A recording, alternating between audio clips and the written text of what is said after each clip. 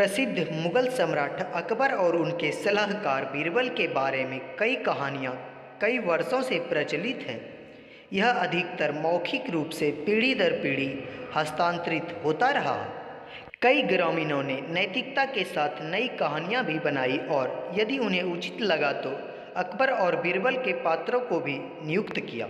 बच्चे अकबर और बीरबल के जीवन की दिलचस्प और कभी कभी मज़ेदार घटनाओं को सुनकर प्रसन्न होते हैं और इसलिए हम बच्चे के लिए सोने के समय की बेहतरीन कहानी बनाते हैं। यहाँ 5 सबसे प्रसिद्ध अकबर और बीरबल की कहानियाँ हैं जिन्हें आप अपने बच्चों को सोते समय पढ़ा सकते हैं या सुना सकते हैं। तो चलिए देखते हैं वो 5 कहानियाँ कौन कौन सी हैं। नंबर 1, वह किसान जिसने कुआं खरीदा। एक बार एक गरीब किसान ने एक अमीर आदमी से एक कुआं खरीदा ताकि वह कुएं के पानी से अपनी ज़मीन की सिंचाई आसानी से कर सके। किसान ने अमीर आदमी द्वारा बताई गई कीमत का भुगतान कर दिया। अगले दिन जब किसान कुएं से पानी भरने लगा तो अमीर आदमी ने उसे रोक दिया और पानी भरने से मना कर दिया। उन्होंने कहा कि किसान ने उनसे सिर्फ कुआं खरीदा है, पानी नहीं, इसलिए वह कुएं से पानी नहीं निकाल सकता है। किसान को समझ नहीं आ रहा था कि वह क्या करे। वह राजा के दरबार में गया और अकबर को अपनी प्रवृत्ति के बारे में बताया। अकबर ने मामला बीरबल को सौंप दिया।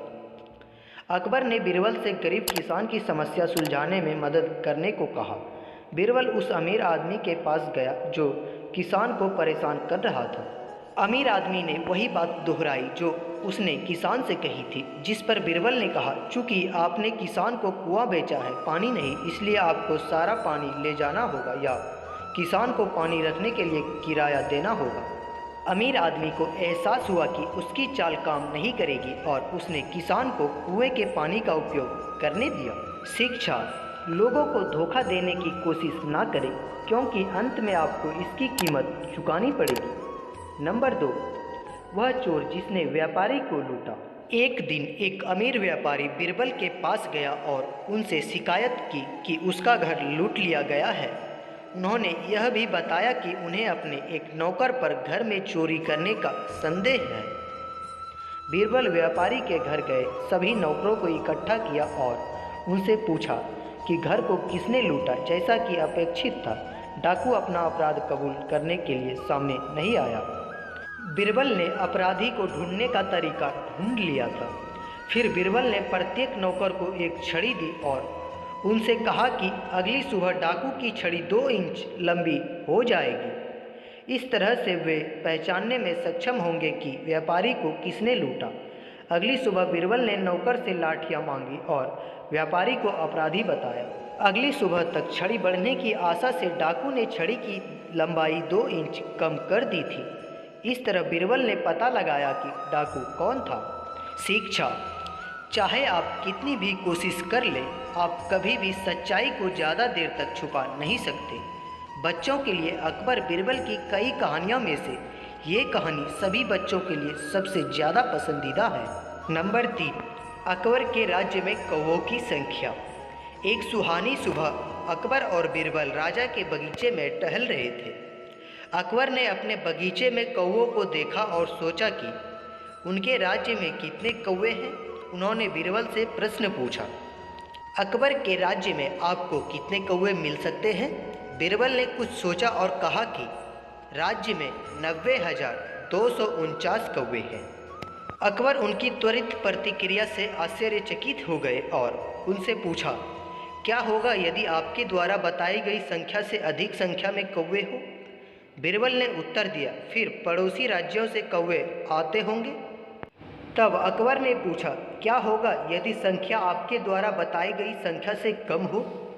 बीरबल ने शांति से उत्तर दिया, तो फिर कौवे पड़ोसी राज्य में छुट्टी मनाने गए होंगे।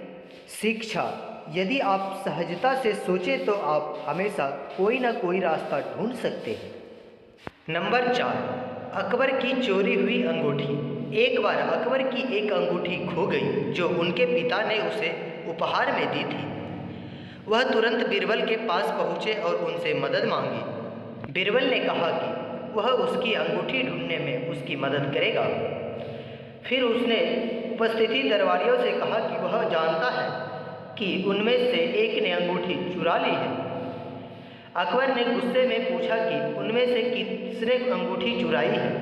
बीरबल ने उत्तर दिया कि जिसकी दाढ़ी में तिनका है वही दरबारी है जिसके पास राजा की अंगूठी है। अकबर अपनी चोरी हुई अंगूठी ढूंढने के लिए बीरबल से मदद मांगते हैं। तुरंत दोषी दरबारी ने तिनके की जांच करने के लिए अपनी दाढ़ी पर हाथ फेरा। बीरबल ने उसकी ओर इशारा किया और अकबर से कहा कि वही अपराधी है। शिक्षा: एक दोषी विवेक हमेशा इसे दूर कर देगा। नंबर 5, बुद्धि से भरा घड़ा। एक बार अकबर बीरबल से क्रोधित हो गए और उन्हें अपने राज्य से निकाल दिया। बीरबल ने एक सुंदर गांव की यात्रा की और एक नई पहचान बनाई और एक किसान के रूप में काम करना शुरू कर दिया। कुछ हफ्तों बाद अकबर को बीरबल की याद आने लगी और इसलिए उसने अपने सैनिकों से कहा कि वह कहाँ है पता लगाए और उसे राज्य में वापस ले आए। सिपाहियों ने राज्य के एक छोर से दूसरे छोर तक खोजबीन की, लेकिन बीरबल नहीं मिले। तब अकबर के मन में बीरबल को ढूंढने का विचार आया। उसने पूरे राज्य में संदेश भेजा कि प्रत्येक गांव के मुखिया को बुद्धि से भरा एक बर्तन उसके पास भेजना होगा। जो व्यक्ति बुद्धि से भरा घड़ा नहीं भेज सकता वह उस घड़े को सोने और हीरों से भरकर भेज सकता है। अकबर को लगा कि बीरबल को शहर में वापस लाने का एकमात्र तरीका उसे चुनौती देना है। बीरबल के गांव के लोगों को यह घोषणा बेतुकी लगी और वे सोच रहे थे कि घड़े को बुद्धि से कैसे भरा जाए। बीरबल मदद के लिए आगे आए और राजा को वह देने का एक तरीका निकाला जो वह चाहते थे। उसने एक छोटे से तरबूज को उसकी बेल से अलग किए बिना बर्तन में डाल दिया। वह उसे हर दिन पानी देता था और इतना बड़ा कर देता था कि गमले की सारी जगह भर जाती थी। फिर बीरबल ने तरबूज को बेल से अलग कर दिया और बर्तन को राजा के पास भेज दिया। बर्तन के साथ जो निर्देश भेजा गया था उसमें लिखा था, यदि आप तरबूज को बिना काटे सावधानी से हटा दें तो आप बर्तन में बुद्धि पा सकते हैं। अकबर को एहसास हुआ कि बर्तन केवल बीरबल ही भेज सकता था। उन्होंने स्वयं गांव की यात्रा की और बीरबल को वापस राजधानी में ले आए। शिक्षा: यदि आप गहराई से सोचें तो सबसे कठिन प्रश्नों का भी चतुराई से उत्तर दिया जा सकता है।